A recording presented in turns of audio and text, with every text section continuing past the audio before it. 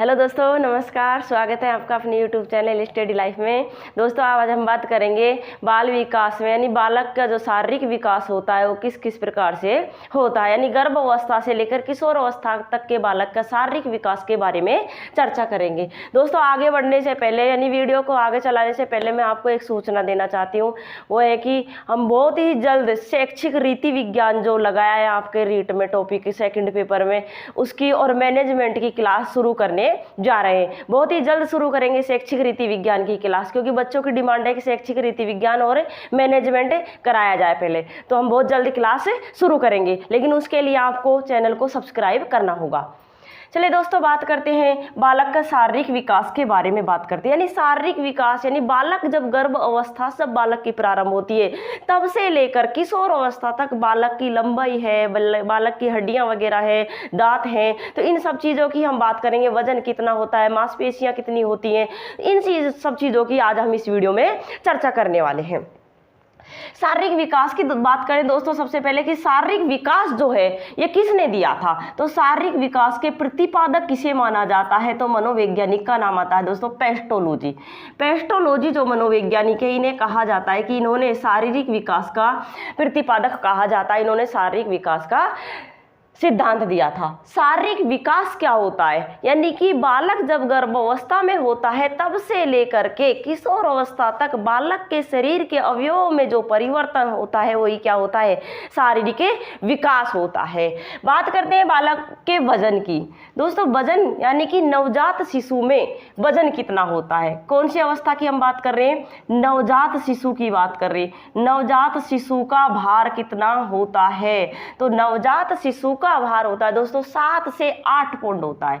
कितना होगा भाई इसका भार, 7 से 8 पाउंड नवजात शिशु का भार माना जाता है। यानी कि हम केजी में बात करें तो 2.5 से 3 केजी, कितना भाई, 2.5 किलो से 3 किलो के मध्य पाया जाता है। यानी कि जब बालक जन्म लेता है तो उसका नवजात शिशु यानी जब बालक नया नया दुनिया में आता है, जन्म लेता है, उस टाइम की बात कर रहे हैं, तो बालक का भार यानी वजन होता है 7 से 8 पाउंड के लगभग होता है, यानी कि 2.5 से 3 किलो होता है। लेकिन बात करें दोस्तों 3 माह में, यानी कि जब बालक कितने 3 माह का होता है, तो 3 माह में बालक का जो वजन होता है वो कितना हो जाता है, लगभग 3 माह के बालक की हम बात करें तो लगभग बात करें यानी कि 11 से 12 पाउंड हो जाता है। कितना हो जाता है भाई, 12 पाउंड लगभग। 4 माह की अगर हम बात करते हैं कि 4 माह में शिशु का भार कितना हो जाता है, तो 4 माह में शिशु का भार कितना होता है, 14 पाउंड होता है। यहाँ जन्म के समय 7 से 8 पाउंड होता है भार, लेकिन जब बालक जन्म लेता है तो उसके प्रथम सप्ताह में, यानी जन्म लेने के बाद का जो प्रथम सप्ताह होता है, प्रथम सप्ताह में बालक का वजन घटता है। यानी कि बालक का जो भार होता है प्रथम सप्ताह में भार घटता है। क्यों घटता है भाई, क्योंकि यहाँ बालक जो है क्या करता है, वातावरण के साथ समायोजन स्थापित करता है। क्या करता है भाई, वातावरण के साथ समायोजन स्थापित करता है। तो वातावरण के साथ जब समायोजन स्थापित करेगा तो उसे क्या होती है, कठिनाई होती है। क्या होती है भाई, कठिनाई होती है। और जब हमें कोई समस्या होती है, तकलीफ होती है, तो हमारा वजन घटता है, बढ़ता नहीं है। तो जन्म के प्रथम सप्ताह में बालक का वजन घटता है, बालक का भार घटता है। 3 माह में बालक का भार 12 पाउंड हो जाता है, जबकि 4 माह की बात करें तो लगभग 14 पाउंड हो जाता है। 1 वर्ष के अगर बालक की बात करें, यानी 1 वर्ष में बालक का जो भार होता है वो कितना हो जाता है, तो लगभग जो मान लिया जाता है वो होता है 20 पाउंड हो जाता है। यानी 1 वर्ष का जो बालक होता है उसका वजन कितना हो जाता है भाई, लगभग 20 पाउंड हो जाता है। और ये वजन की अगर हम बात करें तो वजन यानी कि जन्म के समय यहाँ कितना है वजन, जन्म के समय 7 से 8 पाउंड। 1 वर्ष के बालक का कितना हो रहा है, 20 पाउंड। यानी कि 1 वर्ष का बालक जो होता है वो लगभग जन्म के समय, यानी कि जो जन्म के समय उसका वजन होता है, जो जन्म के समय जो वजन है उसका लगभग तिगुना वजन प्राप्त कर लेता है। कितना वजन भाई, तिगुना वजन प्राप्त कर लेता है। कितने वर्ष का बालक है? 1 वर्ष का बालक है। देखिए यहाँ वजन है नवजात शिशु, यानी जब बालक जन्म ले रहा है तो जन्म के समय भी बोल सकते हैं हम, जन्म के समय शिशु का भार जो है 7 से 8 पाउंड है और 1 वर्ष में लगभग तिगुना वजन को प्राप्त कर रहा है। अब बात करते हैं भाई कि लड़के और लड़कियों के भार में भी अंतर पाया जाता है क्या? हाँ पाया जाता है। बाल्य अवस्था की हम बात करते हैं। कौन सी अवस्था की? बाल्य अवस्था की अगर हम बात करें तो बाल्य अवस्था में ये जो वजन होता है, यानी बाल्य अवस्था में जो भार होता है, ये कितना हो जाता है? लगभग 80 से 95 पाउंड हो जाता है। कितना हो जाता है भाई? 80 से 95 पाउंड हो जाता है। लेकिन दोनों के वजन की हम बात करें किशोर अवस्था के अंत में। कौन सी अवस्था में? किशोर अवस्था के अंत में। बाल्यावस्था में 80 से 95 पाउंड होता है, जबकि किशोर अवस्था के अंत में लड़के और लड़की दोनों की बात करते हैं। किसकी बात करेंगे? हमें लड़कों की भी बात करेंगे यहाँ पर और लड़कियों की भी बात करेंगे। तो लड़के और लड़कियों के यानी कि दोनों के भार में जो अंतर पाया जाता है, क्या पाया जाता है भाई? अंतर पाया जाता है। वो कितना होता है? 25 पाउंड का अंतर पाया जाता है। यानी किशोर अवस्था के अंत तक लड़के और लड़कियों के वजन में यानी दोनों के भार में लगभग 25 पाउंड का अंतर पाया जाता है। और बात करें हम पूर्व किशोर अवस्था की। कौन सी किशोर अवस्था भाई?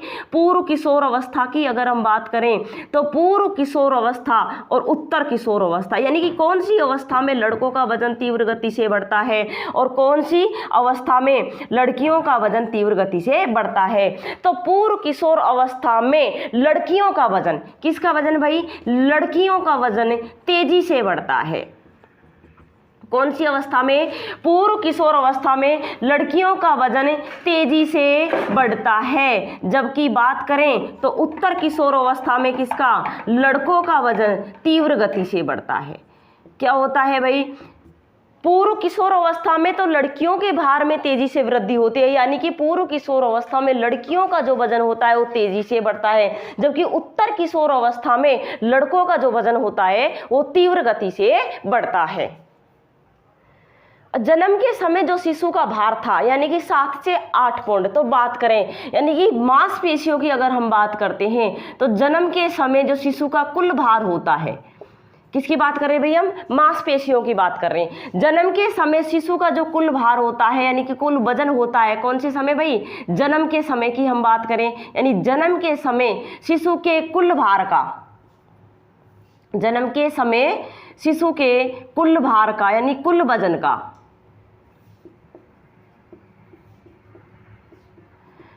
जन्म के समय शिशु का जो भार होता है उसके कुल भार का मांसपेशियों का वजन कितना होता है? तो लगभग 23% जो वजन होता है वो किसका होता है भाई? मांसपेशियों का होता है। यानी कि जन्म के समय शिशु का कुल भार यानी 7 से 8 पाउंड यानी 2.5 से 3 kg जो वजन होता है बालक का, उसका कुल मांसपेशियों की बात करें तो लगभग 23% जो वजन होता है वो किसका होता है भाई? मांसपेशियों का होता है। और ये मांसपेशियों को जो वजन है बाल्य अवस्था की अगर हम बात करें, कौन सी अवस्था की? बाल्य अवस्था की अगर हम बात करें यानी नवजात शिशु में कुल वजन का 23% भार तो किसका होता है? मांसपेशियों का होता है। और बाल्य अवस्था की हम बात करें तो बाल्य अवस्था में लगभग 27% जो भार होता है वो किसका होता है भाई? मांसपेशियों को होता है। यानी कि बालक का बाल्य अवस्था में जो वजन होगा उसका 27% जो भार होगा वो किसका होता है? मांसपेशियों का होता है। बात करें किशोर अवस्था की, किशोर अवस्था में मांसपेशियों का जो भार होता है वो कितना होता है?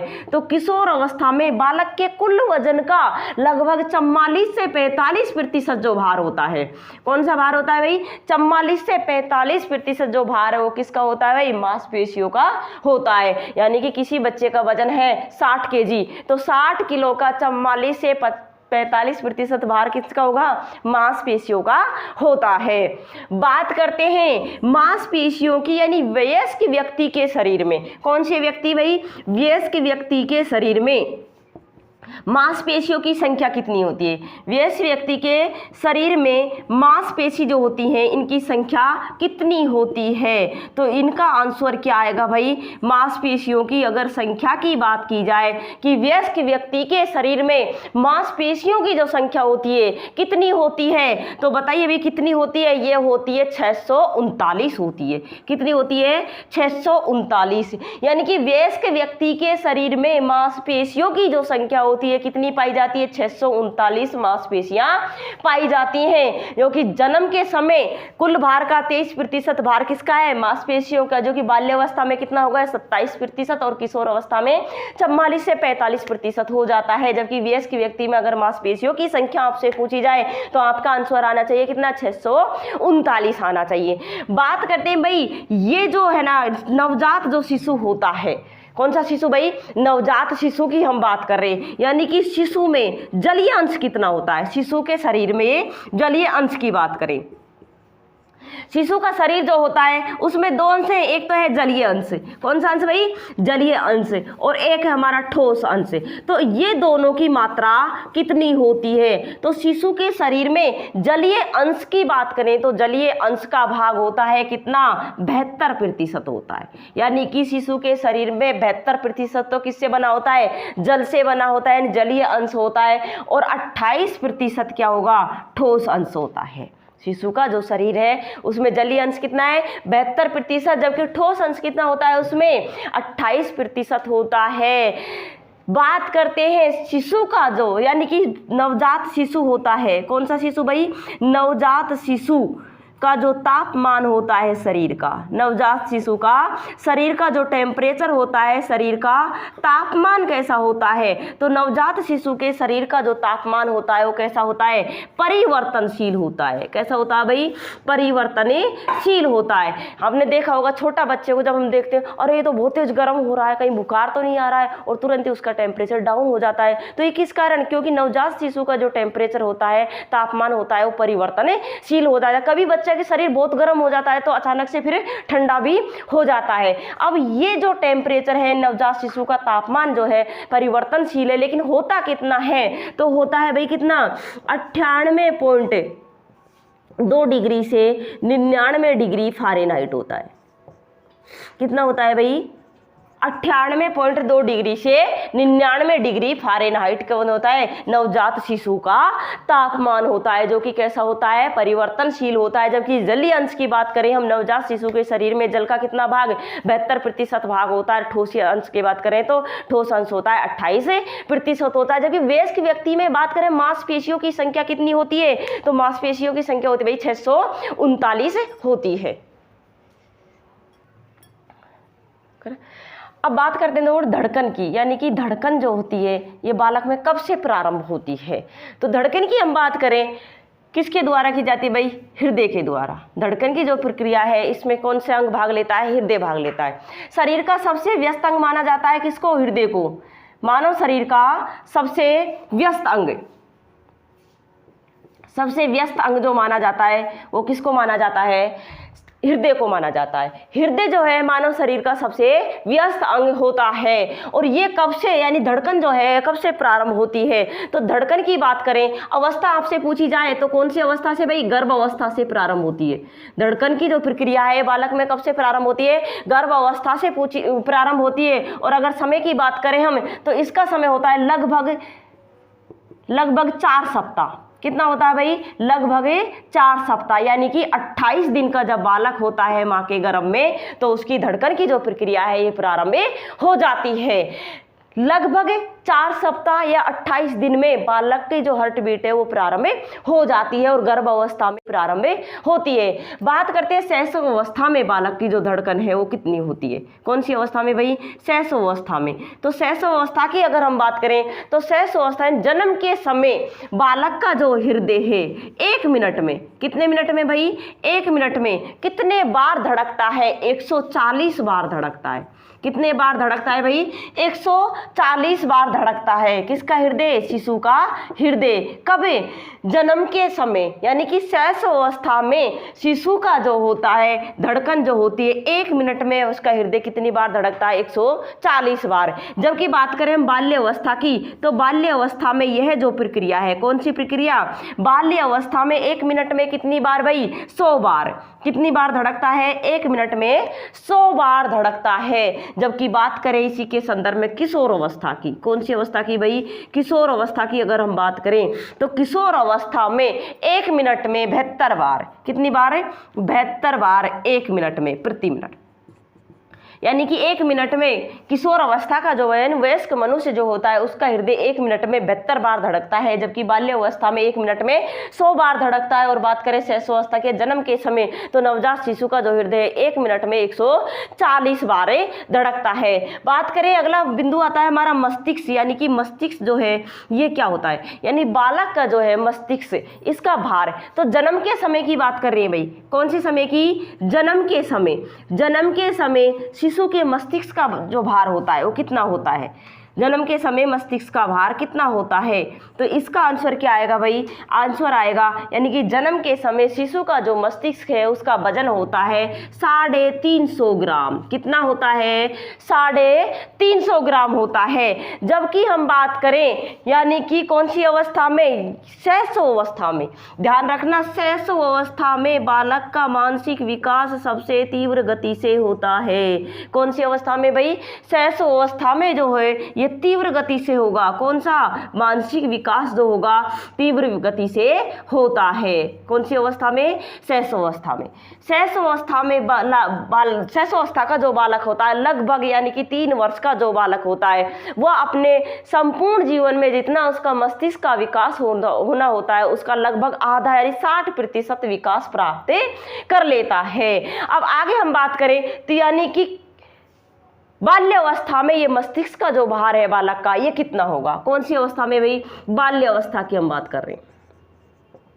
बाल्य अवस्था में और किशोर अवस्था में, दोनों अवस्थाओं की बात कर लेते हैं। यानी कि बाल्य अवस्था में बालक के, शिशु के या बालक के जो मस्तिष्क का भार होता है वो कितना होता है? तो यहाँ होता है 1260 ग्राम होता है। कितना होता है भाई? 1260 ग्राम होता है। जबकि किशोर अवस्था में अगर हम बात करें तो किशोर अवस्था में 1350 से 1400 ग्राम होता है। कितना होता है? 1350 से 1400 ग्राम। यानी कि जन्म के समय शिशु का भार 350 ग्राम। जबकि बात करें बाल्य अवस्था में शिशु के मस्तिष्क का जो भार होता है 1260 ग्राम होता है। और किशोर अवस्था की हम बात करें तो किशोर अवस्था में 1350 से लगभग 1400 ग्राम बालक के मस्तिष्क का भार पाया जाता है। शिशु का जो है मस्तिष्क है यानी शैशवावस्था में मानसिक विकास जो है वो तीव्र गति से होता है। इसीलिए कहा जाता है कि लगभग 3 वर्ष का बालक, कितना वर्ष का भाई? 3 वर्ष का बालक जो होता है, लगभग 3 वर्ष का बालक की अगर हम बात करें तो 3 वर्ष का बालक है यानी कि आधा मानसिक विकास प्राप्त कर लेता है। कितना?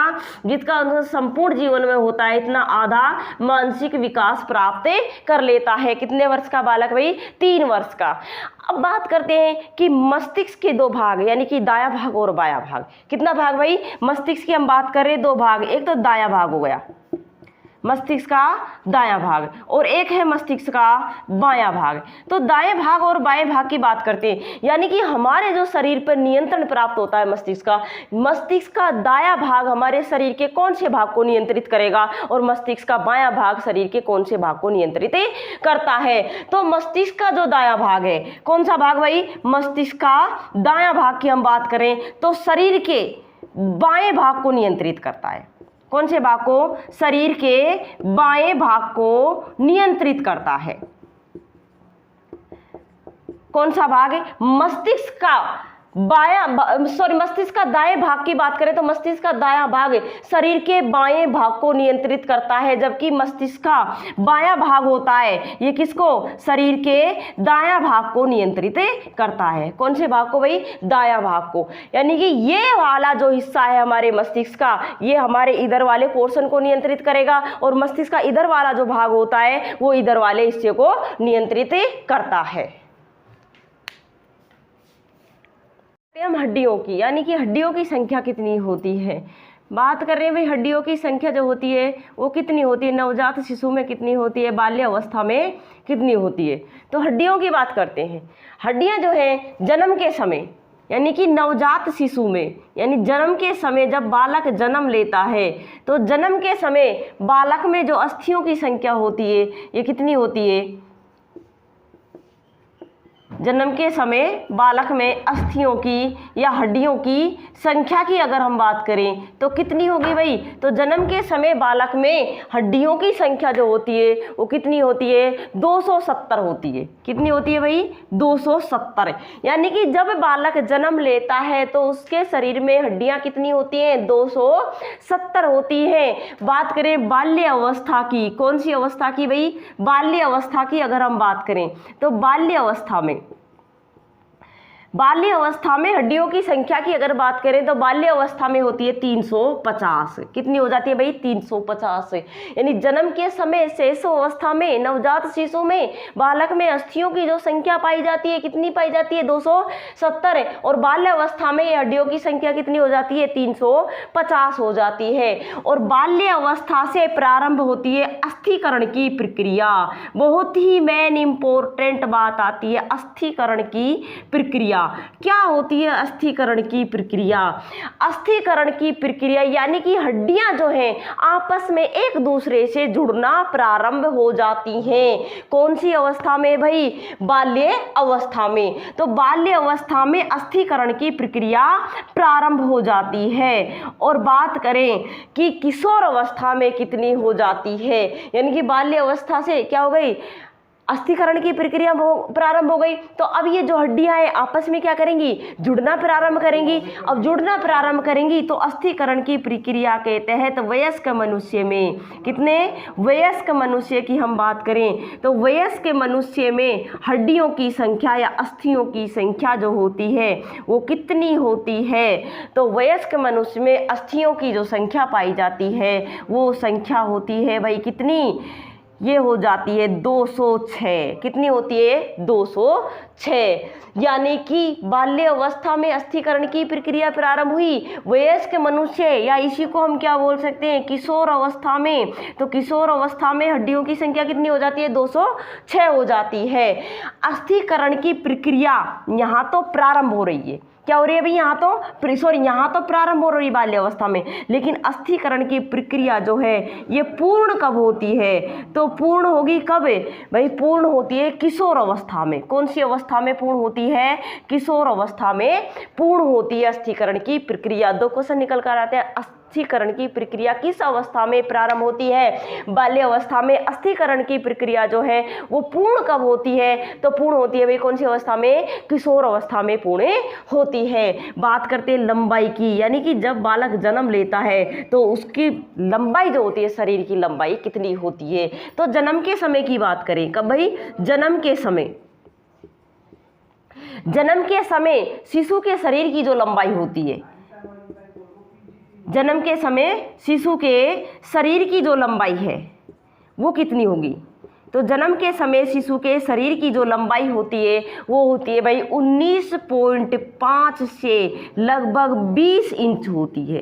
कितनी होती है, 19.5 से 20 इंच। यानी नवजात शिशु के शरीर की लंबाई जो है कितनी होती है, 19.5 से 20 इंच उसकी लंबाई पाई जाती है। बात करें कि ये जो लंबाई है 3 माह के बालक में, कितने भाई, 3 माह के बालक की अगर हम बात करें तो 3 माह के बालक की जो ये लंबाई है कितनी हो जाती है, 21 इंच हो जाती है। कितनी हो जाती है भाई, 21 इंच हो जाती है। जबकि लंबाई की हम बात करें तो पूर्व किशोर अवस्था में, कौन सी अवस्था में, पूर्व किशोर अवस्था में लड़कियों की लंबाई, पूर्व किशोर अवस्था में किसकी लंबाई भाई, लड़कियों की लंबाई तीव्र गति से बढ़ती है। पूर्व किशोर अवस्था में किसकी लंबाई, लड़कियों की लंबाई तीव्र बढ़ती है, यानी कि तीव्र गति से, तेज गति से बढ़ती है। जबकि हम बात करें किसकी, उत्तर किशोर अवस्था की, कौन सी किशोर अवस्था की भाई, उत्तर किशोर अवस्था की अगर बात की जाए तो उत्तर किशोर अवस्था में किसकी, लड़कों की लंबाई क्या होती है, तीव्र बढ़ती है। लड़कों की लंबाई में तीव्र वृद्धि होती है। कौन सी अवस्था में? उत्तर किशोर अवस्था में। तो पूर्व किशोर अवस्था में तो लड़कियों की लंबाई तीव्र गति से बढ़ती है, जबकि बात करें उत्तर किशोर अवस्था की तो उत्तर किशोर अवस्था में लड़कों की लंबाई जो है वो तीव्र गति से बढ़ती है। अब बात करें नवजात शिशु का शरीर होता है और नवजात शिशु का जो संपूर्ण शरीर और सिर, यानी कि एक तरफ से आ जाएगा क्या? नवजात शिशु की हम बात कर रहे हैं तो एक तरफ है नवजात शिशु का शरीर और एक तरफ क्या है? सिर। यानी कि सिर जो है ये संपूर्ण शरीर का कितना होता है? तो सिर जो है संपूर्ण शरीर की बात करें 1/4 भाग होता है। कितना होता है भाई? 1/4 भाग। यानी नवजात शिशु का सिर संपूर्ण शरीर का कितना भाग होता है? 1/4 भाग होता है। जबकि बात करें भाई हम सिर व शरीर का अनुपात, सिर और शरीर का अनुपात की अगर हम बात करें तो सिर और शरीर का जो अनुपात है वो कितना पाया जाता है? 1:7 होता है। यानी कि व्यक्ति में, वयस्क व्यक्ति में सिर और शरीर का जो अनुपात होता है यानी कि 1:7 होता है। जबकि बात करें खोपड़ी और चेहरे के अनुपात की, किसकी बात कर रहे हैं भाई हम? खोपड़ी हो जाएगी एक तो, और एक क्या है? चेहरा। तो चेहरा और खोपड़ी का जो अनुपात है ये कितना होता है वयस्क व्यक्ति में? कैसे व्यक्ति में भाई? वयस्क व्यक्ति की बात कर रहा है। वयस्क व्यक्ति का सिर और शरीर का अनुपात 1:7 होता है, जबकि खोपड़ी और चेहरे के अनुपात की बात करें तो कितना होता है? 1:8 होता है। वयस्क व्यक्ति में खोपड़ी ये वाला भाग और चेहरा ये वाला भाग, तो इसका अनुपात कितना होता है? 8:1 होता है। अगर आपसे उल्टा करके पूछा जाए कि यानी कि चेहरा और खोपड़ी का अनुपात, तो आपको क्या करना है? एक आगे लेकर आना, यानी 1:8 आगे। अगर चेहरा आगे है तो आपको चेहरे का अनुपात आगे रखना होगा। अब बात करते हैं हम दांतों के बारे में। दांत जो कि व्यक्ति के शरीर का यानी मानव शरीर का सबसे कठोर तत्व होता है, यानी मानव शरीर का सबसे कठोर तत्व क्या होते हैं भाई? दांत होता है। मानव शरीर का सबसे कठोर भाग की बात करें या सबसे कठोर तत्व की अगर हम बात करें तो सबसे कठोर तत्व जो होता है वो क्या होता है? दांत होता है। ये दांत जो है ये कब से निकलना प्रारंभ? देखिए भाई दांतों से 2 क्वेश्चन है। दांत बनना कब से प्रारंभ होते हैं और दांत निकलना कब से प्रारंभ होते हैं। तो बात करें दांत बनना प्रारंभ कब से होते हैं, तो दांत बनना प्रारंभ होते हैं कब से? गर्भ अवस्था से। बनना प्रारंभ कब से होते हैं? गर्भ अवस्था। यानी कि जब बालक माता के गर्भ में कितने लगभग 5 से 6 माह का होता है तब क्या, यानी कि बालक के जो दांत हैं वो बनने प्रारंभ हो जाते हैं। लेकिन जन्म के समय प्रत्यक्ष रूप से बालक के मुंह में कोई दांत नहीं पाया जाता है। तो अगला क्वेश्चन बनता है कि दांत निकलना प्रारंभ कब से होते हैं? दांत बनना प्रारंभ कब से होते हैं और निकलना प्रारंभ कब से होते हैं? तो जन्म के बाद। कब भाई? जन्म के बाद। यानी कि बात करें हम कौन सी अवस्था की? शैशव अवस्था की। कौन सी अवस्था की बात कर रहे हैं? हमें शैशव अवस्था की बात कर रहे हैं। तो शैशव अवस्था में, कौन सी अवस्था में भाई? शैशव अवस्था में, यानी जन्म के बाद। तो लगभग यानी कि 5 से 6 माह का जब बालक होता है तो उसके दांत निकलना प्रारंभ होते हैं। दोनों क्वेश्चन बहुत इंपॉर्टेंट है। दांत बनना कब से प्रारंभ होते हैं? गर्भ अवस्था से। लगभग बालक 5 से 6 माह का होता है माता के गर्भ में, तब उसके दांत बनना प्रारंभ हो जाते हैं। लेकिन दांत निकलना प्रारंभ कब से होते हैं? क्योंकि यहाँ जो दांत होते हैं ना वो अप्रत्यक्ष होते हैं। जन्म के समय जब बालक जन्म लेता है तो कोई भी मुंह में उसके दांत प्रत्यक्ष रूप से दिखाई नहीं देता है। तो ये निकलना प्रारंभ कब से होता है? जन्म के बाद, यानी कि शैशव अवस्था में। और कब? लगभग 5 से 6 माह का बालक जब हो जाता है तब उसके सबसे पहले नीचे के जबड़े के, कौन से जबड़े के भाई? नीचे के जबड़े के कितने दांत निकलते हैं? 2 दांत निकलते हैं। नीचे के जबड़े के 2 दांत निकलते हैं। जब बालक 5-6 माह का यानी शैशव अवस्था में होता है तो सबसे पहले उसे नीचे के जबड़े के 2 दांत निकलते हैं। अब बात करें यानी कि 1 वर्ष में बालक के कितने वर्ष में भाई? 1 वर्ष का जब बालक होता है तो 1 वर्ष के बालक के कितने दांत निकल आते हैं? तो 1 वर्ष के बालक जो होता है उसके लगभग 7 से 8 दांत निकल आते हैं। कितने दांत निकल आते हैं भाई? 7 से 8 दांत निकल आते हैं। दांतों के शीघ्र निकलने में कौन सी चीज सहायता करती है? तो दांतों के शीघ्र निकलने में कौन सी चीज सहायता करती है भाई? दांतों के शीघ्र निकलने में कैल्शियम सहायता करती है। कौन सी चीज सहायता करती है? कैल्शियम जो है ये सहायता करती है दांतों के शीघ्र निकलने में। अगर किसी बालक के दांत निकलते हैं तो उस समय बालक को बहुत कठिनाई होती है, तो उसको क्या किया जाता है? फिर कैल्शियम दिया जाता है, कैल्शियम की दवा दी जाती है, उसके कारण वो बालक के दांत जो है आसानी से निकल आते हैं। तो पूछा जाए क्वेश्चन कि दांतों के शीघ्र निकलने में कौन सी चीज उपयोगी है, तो कौन सी भाई? कैल्शियम उपयोगी होती है। अब ये दांत जो है इनको भी हम कितने भागों में बांटते हैं? 2 भागों में बांट देते हैं। दांतों को कितने भागों में बांटेंगे? 2 भागों में बांटेंगे। कौन कौन से? एक तो होते हैं हमारे अस्थायी दांत। कौन से दांत है भाई? अस्थायी दांत। और एक होते हैं हमारे कौन से? स्थायी दांत। अस्थायी दांत और स्थायी दांत। क्वेश्चन पूछ लिया जाता है कि अस्थायी दांतों की संख्या कितनी होती है, तो अस्थायी दांतों की संख्या कितनी होती है? 20 होती है भाई। कितनी होती है? 20। और लगभग 6 वर्ष का बालक जब होता है, कितने वर्ष का? 6 वर्ष का बालक जो होता है उसमें लगभग 20 अस्थायी दांत निकल आते हैं। तो ये अस्थायी दांत जो है ये कितने होते हैं भाई? 20 होते हैं। बात करते हैं स्थायी दांत। अस्थायी दांतों को हम कहते हैं प्राथमिक दांत कहते हैं। क्या कहते हैं इन्हें? प्राथमिक दांत भी कहा जाता है। इन्हें हम दूध के दांत भी कहते हैं। क्या कहते हैं भाई? दूध के दांत भी कहते हैं, जो कि 6 वर्ष की अवस्था तक लगभग 20 हो जाती है जिनकी संख्या। लेकिन 6 वर्ष के बाद में 7वीं वर्ष में ये जो दांत हैं ये गिरना प्रारंभ हो जाते हैं। और कौन से दांत आते हैं? स्थायी दांत निकलना प्रारंभ हो जाते हैं। स्थायी दांतों को हम कहते हैं क्या? द्वितीयक दांत कहते हैं। कौन से दांत कहते हैं भाई? द्वितीयक दांत कहा जाता है। और इनकी अगर संख्या पूछी जाए तो इनकी संख्या कितनी होती है? 32 होती है। इनकी संख्या कितनी होती है? 32 होती है।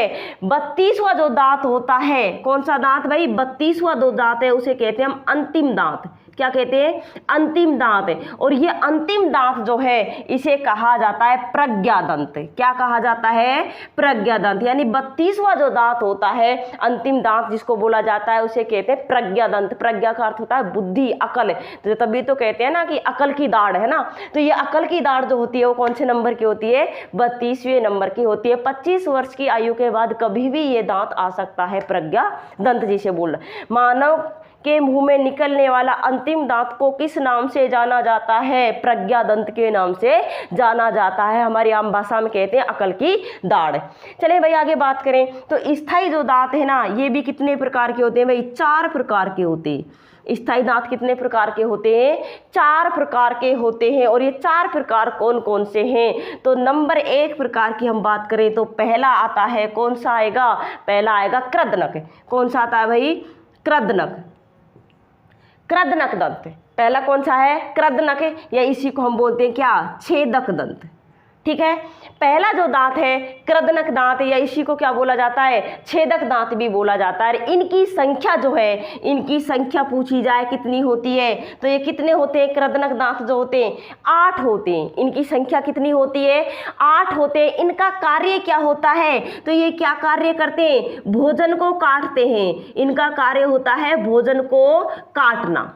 क्या कार्य करते हैं भाई? ये भोजन को काटते हैं, भोजन को कुतरते हैं। इनका कार्य होता है भोजन को काटना, भोजन को कुतरना। कौन से दंतों का? कृदनक जो दंत होते हैं, छेदक दंत जिसे कहा जाता है, जिनकी संख्या 8 है और जिनका कार्य क्या होता है? भोजन को काटना, भोजन को कुतरना। बात करते हैं नंबर 2 टाइप्स की, रदनक दंत। कौन से दांत आते हैं? रदनक दांत आते हैं। रदनक जो दांत होते हैं इनकी संख्या जो है वो कितनी होती है भाई? 4 होती है। रदनक दांतों की संख्या कितनी होती है? 4 होती है। और इनका कार्य जो है क्या होता है? भोजन को पकड़ना। क्या कार्य करते हैं भाई? ये भोजन को पकड़ने का कार्य करते हैं। क्या कार्य करते हैं? भोजन को पकड़ने का कार्य करते हैं। रदनक जो दांत होते हैं जिनकी संख्या कितनी होती है? 4 होते हैं, जिनका कार्य होता है भोजन को पकड़ना। तीसरे हम बात करें तो तीसरे होते हैं भाई अग्रचर्वणक दांत। कौन से दांत होंगे? अग्रचर्वणक दांत होते हैं। ये अग्रचर्वणक जो दांत है इनकी संख्या की अगर आपसे बात करें तो इनकी संख्या कितनी होती है भाई? 8 होती है। कितनी होती है? 8 होती है। अग्रचर्वणक जो दांत होते हैं इनकी संख्या होती है 8 है। और इनका कार्य क्या होता है? इनका कार्य होता है भोजन को क्या करना? चीरना, भोजन को फाड़ना। क्या कार्य होता है? भोजन को चीरने फाड़ने का कार्य करते हैं। कौन से दांत होते हैं? अग्रचर्वणक जो दांत होते हैं भोजन को चीरने का, भोजन को फाड़ने का कार्य करते हैं। और नंबर 4 की हम बात करें तो नंबर 4 जो प्रकार है ये कौन सा होता है? तो ये होता है चौवर्णक दांत। कौन से होते हैं? चौवर्णक दांत होते हैं। और ये चौवर्णक दांत जो होते हैं इनकी संख्या कितनी होती है? 12 होती है। इनकी संख्या कितनी होती है भाई? 12 होती है। यानी कि हमारी जो दाढ़ है ना ये कार्य क्या करती है? भोजन को पीसने का कार्य करती है। तो इनका कार्य अगर पूछा जाए तो इनका कार्य क्या होता है? भोजन को पीसना इनका कार्य होता है। चौवर्णक जो दांत होते हैं इनकी संख्या होती है 12 और इनका कार्य होता है भोजन को पीसना। तो ये स्थायी जो दांत होते हैं भाई इनकी संख्या कितनी है? 32 है। जो कितने प्रकार के होते हैं? 4 प्रकार के होते हैं। कृदनक यानी छेदक दांत जो कितने होते हैं? इनकी संख्या 8 होती है और इनका कार्य होता है भोजन को काटना, भोजन को कुतरना। दूसरे आते हैं रदनक दांत जिनकी संख्या होती है 4 और इनका कार्य क्या होता है? भोजन को पकड़ने का कार्य करते हैं। अग्रचर्वणक जो दांत होते हैं इनकी संख्या होती है 8 है और इनका कार्य क्या होता है? भोजन को चीरना, भोजन को फाड़ना। और नंबर 4 प्रकार आता है भाई चौवर्णक दांत और इनकी संख्या कितनी होती है? 12 होती है और इनका कार्य होता है भोजन को पीसना। तो दोस्तों आज का टॉपिक था हमारा शारीरिक विकास, जिसमें हमने बात की है बालक के वजन कितना होता है, बालक की लंबाई कितनी होती है, बालक की धड़कन, मस्तिष्क का भार कितना होता है, हड्डियों की संख्या कितनी होती है, मांसपेशियां कितनी होती हैं। और अंतिम वो था हमारा बिंदु, वो था दांत, यानी कि दांत कितने प्रकार के होते हैं, कौन कौन से दांत होते हैं। तो दोस्तों आपको हमारा वीडियो पसंद आया तो चैनल को लाइक और सब्सक्राइब कर दीजिए।